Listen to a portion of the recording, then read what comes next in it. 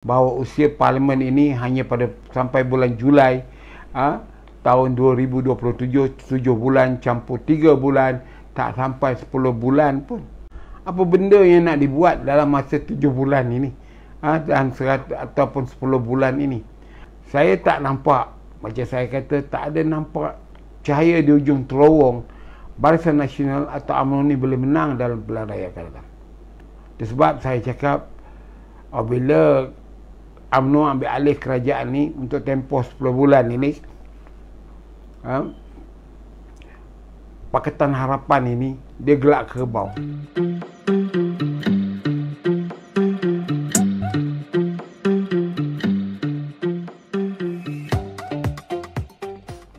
Dia tidak memberikan apa-apa keuntungan demi kepentingan rakyat.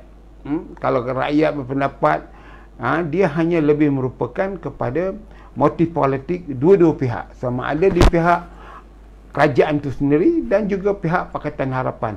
Dari segi untungnya, banyak untungnya pada Pakatan Harapan, menunjukkan Pakatan Harapan ini dia fleksibel, dia boleh turun melangkah ataupun berundur 2 langkah untuk maju ke depan. Sepatutnya MOU ini bukan dibuat oleh Perdana Menteri atau ditangani oleh Ketua UMNO bahagian yang juga seorang menteri.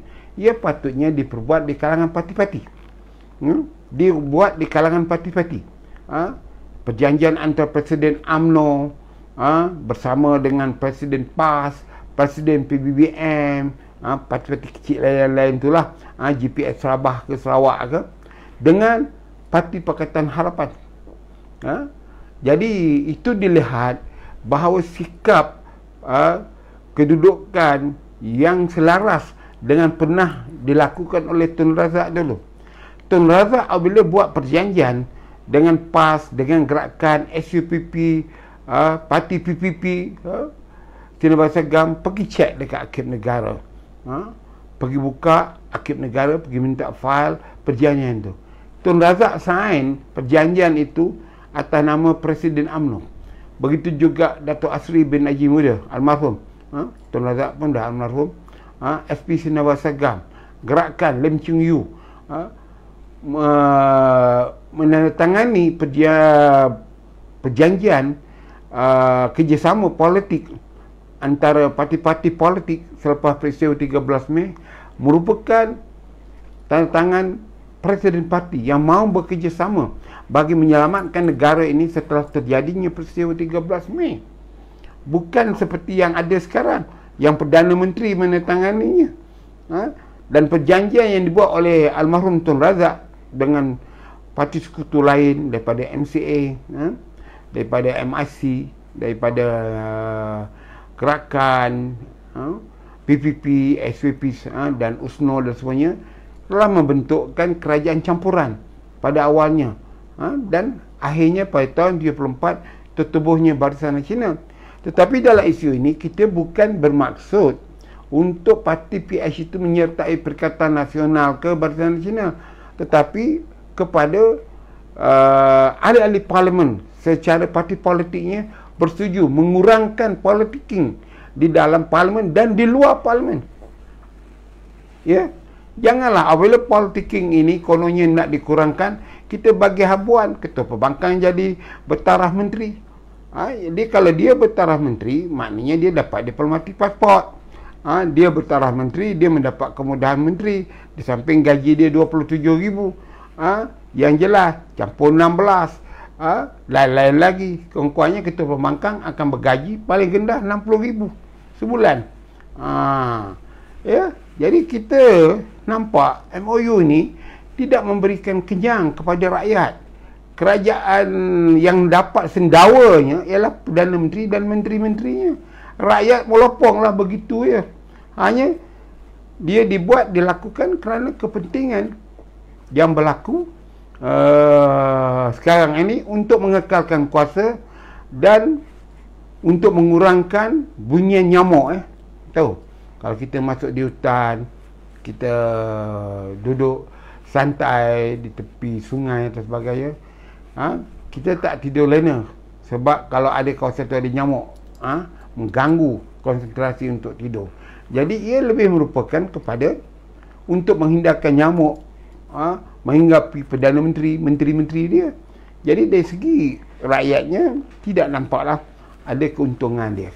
Jadi pada saya, komen saya terhadap MOU ni, ya, tidak memberikan rakyat kenyang, hanya yang terlibat, mereka yang terlibat akan kenyang. Ketua pembangkang mendapat gaji taraf menteri, ahli parlimen akan dapat peruntukan besar-besaran, bukannya peruntukan dulu di zaman Tun Razak, sebelum itu Tengku, lepas tu Tun Nussin, dan zaman Dr. Mahathir masih hidup lagi. Kerajaan tidak pernah nak menafikan pandangan-pandangan pembangkang ni. Apa kerajaan buat ialah meneruskan projek-projek yang dicadangkan oleh pembangkang. Jadi patutnya yang patut kerajaan buat sekarang ni untuk menilai sebarang pandangan projek untuk rakyat dari kalangan kawasan-kawasan parlimen yang tidak dikuasai oleh kerajaan. Kita janganlah menzalimi mereka kerana kawasan itu diceras, kononlah kawasan saya kerana bertahun-tahun di bawah DP, kita tak repair jalan dia, kita tak buat sekolah kat dia, ada tapak hospital, kita tak bangunkan hospital kerana kononnya kawasan itu pengundinya memilih parti pembangkang. Jadi kenapakah kerajaan menghukum kawasan pilihan raya itu dengan tidak memberikan kemudahan, perkhidmatan yang sewajarnya? Kerana kenapakah tidak dihormati keputusan rakyat yang tidak mahu mengundi parti kerajaan tapi mengundi pembangkang? Sebaliknya, mindset kerajaan, ini kawasan pembangkang, maka tak perlu kita nak buat. Kalau jalan dia berlubang-lubang, peduli kalah, suruhlah parti ni buat, dia tak undi kita. Jadi mentaliti itu mestilah sekarang dibuang di kalangan kerajaan atau pemerintah. Kerana kalau kita buat pembangunan, kita terus melaksanakan projek-projek yang telah disusun ataupun dicadangkan oleh ahli parlimen itu, walaupun dia pembangkang, tentu akan memberi kesan kepada pengundi untuk melihat bahawa dia dapat duduk selesa di bawah satu kerajaan. Jadi masalah sekarang, bertahun dah sebenarnya ini diamalkan dulu lagi, iaitu kita telah menzalimi, menghukum pengundi dalam kawasan itu. Jadi kalau nak buat Kementerian Kesihatan, bercadang nak buat hospital, kemudian itu mengikut pejabat tanah, mengikut Perbadanan Kemajuan Ekonomi Negeri ke, Jabatan Pembangunan Negeri ke, mencadangkan ada satu tanah yang kerajaan ada 20 hektar sesuai untuk buat masjid. Cek, bawa pada kementerian, bawa pada menteri kata kat mana nak buat ni? Dekat Ceras. Kan itu kawasan DAP. Saya tak mau dibina di DAP ni. Ni kawasan Ceras ni pala DAP punya. Ni mana? Padekson. Ini kan PKR punya kawasan. Tak payah, tukar. Dari itu, pada pendapat saya, kita dalam keadaan politik sekarang, kita agak-agak terlalu garah, cuba tidak melihat realitinya.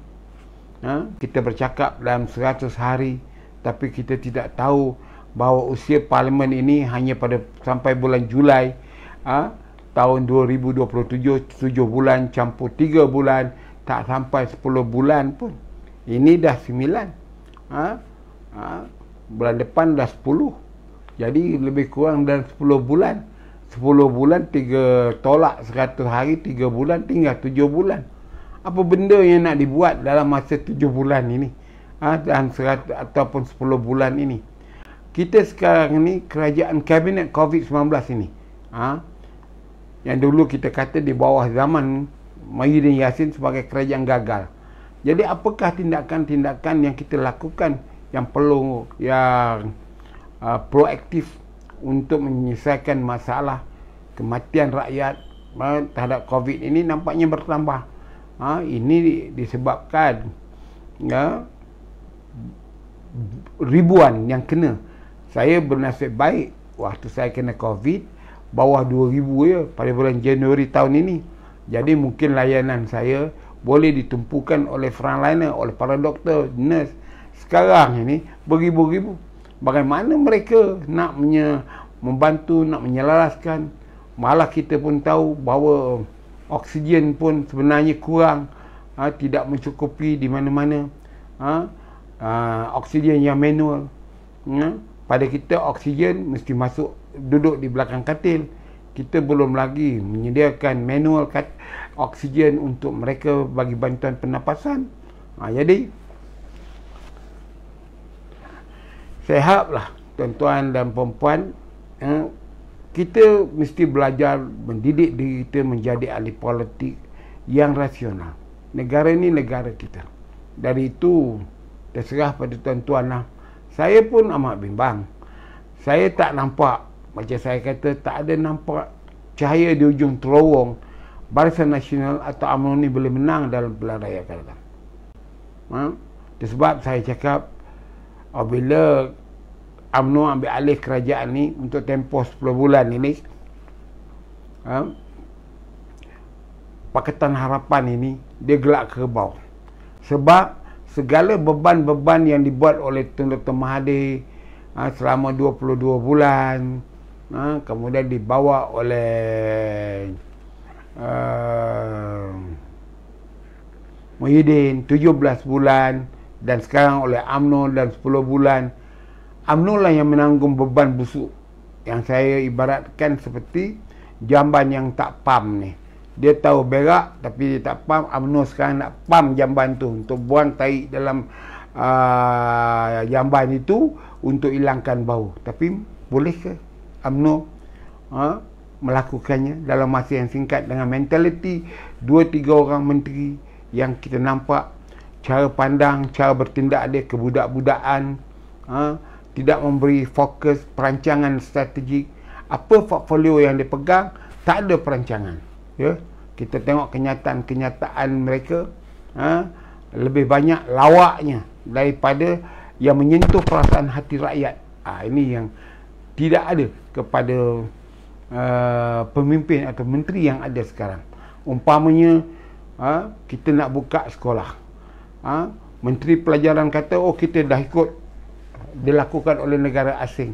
Ya, saya pun dah bercakap dengan kawan-kawan, termasuk dengan seorang bapa orang guru waktu minum. Saya kata, kita kena tengok betul-betul. Contoh dia, uniform tak perlulah pakai baju biasa yang sopan kerana masalah dia. Tapi masalahnya, jangan tengok yang negeri maju lain yang buka sekolah, tengok seberang Selat Melaka. Apa Menteri Pendidikan Indonesia buat? Dia buat trairan dulu. Patutnya Kementerian Pendidikan buat trairan, percubaan. Lakukan selama 2 minggu untuk buat trairan, percubaan. Sekolah ini dilaksanakan. Di mana masalah dia?